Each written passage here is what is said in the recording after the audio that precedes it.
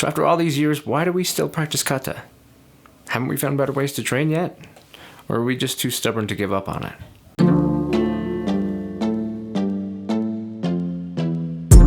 Hey, what's up? I'm Ken, this is kenfuTV, and each week I make videos on the martial arts, on technique and philosophy and training. So if you're new here, consider subscribing, but today let's talk about kata. So there's a lot of arguments for why we shouldn't do kata.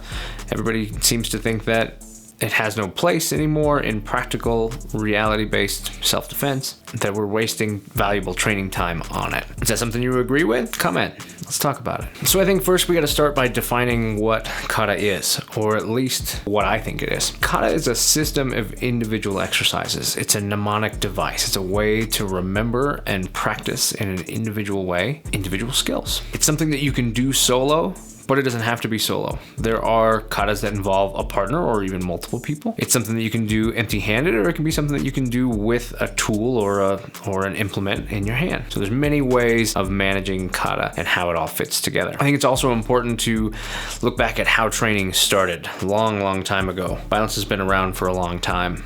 Fighting has been around for a long time, but we didn't always have these systemized methods of training. Instead, if you wanted to be a fighter, or if you wanted to be able to protect yourself, you found somebody who could train you. That might have been somebody in your family. It could have even been, directly passed to you by like your father or something like that. But either way, you trained with this person in order to learn how they fought, how they did it. So let's take a look at how one-on-one training goes. If I really break it down, how training individually goes is first we start off by teaching how to attack. You learn how to defend by first learning how to attack someone. And that's important because you have to be able to attack me for me to show you how I'm going to defend. Now, I don't mean come up with some ludicrous ways of attacking. Well, no, you're not attacking me correctly, because you have to be able to be flexible. So for safety and for the ability to build up steadily, you learn particular ways and then work with those ways and then diverge and vary over time after that. And then things get sloppy as energy and stress get introduced to the situation. So first you learn to attack, and then I say, okay, use that attack me. I defend that. Now you've seen both how to attack and at least one way to defend against it. Time for you to do your best. I'm going to attack you, and it's time for you to do your best to defend. Hopefully you learned something a second ago. And maybe you attack a few times and I defend a few times, a few different ways. And so you're starting to develop a library of here are ways that you can manage the situation. So here's how you attack this way, and here's how you deal with being attacked this way. It's a hard way to learn. It's a very effective way to learn. You get straight to it. If you don't get it right, you're going to get hit. If you haven't figured out how to defend it, you're going to have to do it again. And we're just going to keep going this way until we get it. So very effective, very direct, has really great merit. Most of the katas, the traditional katas that are around, were either produced by the person who had the knowledge or produced by students of that person. Either way, it was a way to record the training that had been taking place. So a way to remember it. So first and foremost. Just so happened to be, it was also a really great way to practice on your own. It was also a really great way for the instructor in that case to be able to see you perform individual movements. Okay, how is your power delivery here? How does that look? Are you understanding the body? Is your weight in the right place? All of these individual things is a great way to be able to take a step back and see. Also, are you remembering this? If later on I need you to teach this to someone else, or after I'm gone, how are you going to retain this? Well, here's your memory. Okay, here's your way to record it. Physical things are sometimes best recorded in physical mediums. During those time periods throughout history, there were times where the government or the powers that be actually banned certain types of study of martial arts or use of weapons or even owning of weapons as a way to regulate the civilians to not rise up. Usually, weapons and martial arts were used to take over a place, set themselves into power. They knew that that's what they used to do it, so then they took that away from the people so the people couldn't do it back to them. It didn't obviously work every time. So a lot of times this stuff was done in secret. They trained at night, things like that. You couldn't be caught doing it, so you weren't just going to be keeping a whole bunch of notes, because you didn't want people to know that you did it. It could literally be your life. So you remember things by writing it down in a form that you repeat. I repeat this form to remember all of the pieces of it. Over time, it also became a way to manage larger groups. So as these things became not something that had to be done in secret, then there became the ability to do this with multiple people. Well, you get enough people, it becomes difficult to have that one-on-one interaction. So then there's the ability to have everybody performing this kata and being able to see all of these ways that this comes together. Proper training was done in the order of learning the material, learning the techniques and the principles and everything about them, and then remembering it through the kata. So the focus was still on being able to actually perform the skills. Performing the skills was number one. It was the most important important part. If you can't actually use this stuff to defend yourself, if you can't actually use this stuff to perform the things that it was meant to perform, what's the point? Why are you doing it? Let's pause for a second. Let's fast forward. Kata is practiced competitively. It's done by looking at the form of kata and what it looks like and how it is presented. You can also practice kata for health and exercise and meditation, things like that. So there are other applications of kata that don't apply to defending yourself and understanding acts of violence and being able to work with that. So that's fine. That's not what I'm talking about. Okay, so we can set that aside. They exist, I think it's great, and there's nothing wrong with practicing them for those reasons. In this case, I'm talking about the actual martial skills. If you're studying martial arts for the purposes of the martial skills, for the ability to defend yourself, for the ability to protect other people, for the ability to handle acts of violence, then you have to actually practice those skills.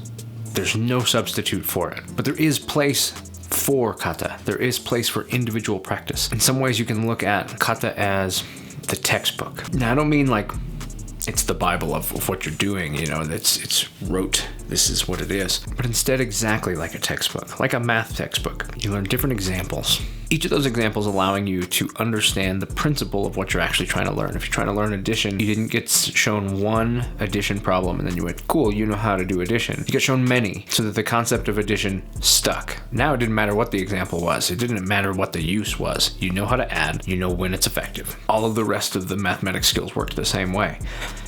Kata's like that. It's showing you examples. It's helping you remember select representations of skills and, more importantly, of principles that you might use. Things like how to do a lifting based throw, versus a leg blocking type throw. How to strike, how to get out of certain things. In particular, your kata is remembering what your instructor taught you how to do. When you go back far enough, that's what it was. It was done by the person who did it or by their student to remember what they were taught. Fast forward to now, we use it as a way to remember what was taught before. But it's more important that we spend time working the actual drills, being taught actual skills, and then drilling them, getting them in, working them with a partner, working them with a compliant partner, a non-compliant partner, and working it in a live sparring environment where it can manifest naturally, unpredictably, and then you can know that the skill is set in deep and able to be performed when it needs to be. When you have time to train, but you don't have a partner available, kata is excellent. It's an excellent way to work through body mechanic, to really focus without the distraction of a partner on what your half of that is, what your body's doing, how you're setting your weight, how you're manipulating your body. Those are things that can get lost while you're working with a partner. So there's a benefit in having both. But most importantly, it's about being able to remember. And it's not just traditional martial arts. We have these things everywhere. Look at firearms as an example. Should you get on the range and shoot? Yeah. Should you spend time working drills and that sort of thing? Absolutely. When you don't have ammunition or you don't have the ability to get to the range or whatever it is, do you work dry firing? Yeah, you do. You should. Here's an example of what a dry firing kata might look like, right? Maybe clearing cover garment, establishing a good grip on the firearm, removing from the holster, attaching that second hand, getting that grip solid, presenting and firing, right? Managing the actual trigger pull, the whole nine, being able to tap, being able to rack, being able to work all of the pieces that make operating that firearm in that instance proper. Is dry firing how you should train? Should you just do dry firing as your way of learning how to fire a firearm? No. You can't work without the unpredictability of the actual action. What's the ammo like? How does it react? What do the different firearms perform like? Then add in environment, then add in all this other stuff. You've got to have that. It's an important part. But dry firing is a very good way to remember the mechanics of actually working through the process, as well as being able to train when you don't have the luxury of those situations. It would take me 5 minutes to drive to the range and I only have 5 minutes, so I'm going to practice dry firing for 5 minutes. Well, that is way better than just being like, well, I can't do it, so I'm just not going to practice today. Kata's the same way. You could look at that as being a kata. It's just a system of individual exercises and how to remember the details of them. And as you look throughout your day, we have many things that fall into that category. And we do many things that are kata, but kata, the word itself, is attached to a very specific thing, particularly the Okinawan and Japanese karate, because it's a Japanese word. You can call them patterns, you can call them forms, you can call it whatever you want to call it. But the thing is, these forms, they're just a method of practice. And they have some allowances. You can practice throwing that technique harder than you would with a partner, so that you have the ability to do that, to deploy it with full effectiveness and see what that feels like. That's separate. Okay, now then go work it on the bag. So now you've worked it with a partner where you had to kind of hold some back. Then you work it, using full power out of your body without something to hit it with, and you kind of understand how your body generates that power. And you also need to go hit the bag where you deliver that power and understand how power gets received and what that feels like for you and how it all applies. And all of those things together are what make up training. Then as you come through that, you have a well-rounded experience. The place we go wrong is when people spend too much time on any one thing. If I only ever spar, but I never have the ability to learn how to generate power, I'm out of balance. It's not a good situation. If I only ever work power, but I never understand how to work footwork and things like that, I'm out of balance. If I only ever work form and kata, and I don't understand how to develop power or work with a partner in sparring, it's out of balance. I've got to have all these things. And I do believe that kata should be a lower percentage. It should not even be 50% of what you're doing. Every martial art, every combat system, all of it is based in foundational elements. How to strike, how to stand, what your footwork works like, all these pieces. They're the most important part. They should hold the highest percentage. What you use them to do is important also. But I argue maybe less important, because as you understand the principles of how to do things, you can create things. You don't need to see exactly how to do that thing if you understand the things that would make it work, right? Look at MacGyver. That was the whole principle of it, of that show, was the idea that he was in a place without the things he needed, and he would create a solution because he understood both the situation at hand and the things he had available to create that solution. We're not doing anything different. We're learning how to stand. We're learning how to manipulate body weight. We're learning how to control another person's limbs or body. We're learning how to strike with power. We're learning how to break or dislocate or do whatever. We're learning how to throw. We're learning these things. Categorically, that's what's happening. Technique is just how we put it together. Technique is just examples of ways that we can do it. It's not the only way it can be done. And it's not the only way you will do it. You'll do something like, well, that wasn't exactly like what I was taught, but it worked. Yeah, that's the truth. That's the truth of it. The martial arts should get you to that point where you're not doing exactly what you were taught, but you're effective, because the things that you were taught were good examples that helped you understand how to do the things you needed to do. Why do you spend so much time working in stances or just working, look at a boxer just working the same punches over and over again on the bag or any of these things? It's so that those parts you're really good at. Then when you need to put them together, you can. You get really good at understanding the alphabet.